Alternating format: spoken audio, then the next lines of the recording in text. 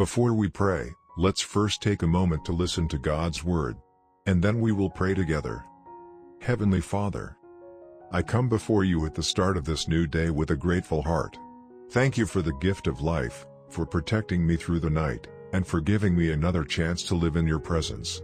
Lord Jesus, I invite you into my heart, my thoughts, and my work today. Walk with me in every step I take. Be my light in moments of darkness, my strength when I feel weak, and my peace when worries try to overwhelm me.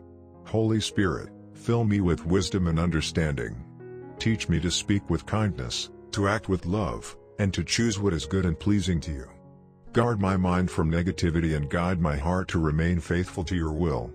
Bless my family and loved ones.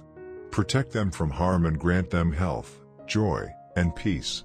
Bless the poor, the sick, and all those who are struggling, that they may feel your loving hand upon their lives. Lord, I surrender this day into your hands. May everything I do bring honor to your holy name. Keep me safe from temptation, and remind me that nothing is stronger than your love. Today, I choose faith over fear, hope over doubt, and love over selfishness. I place my trust in you completely.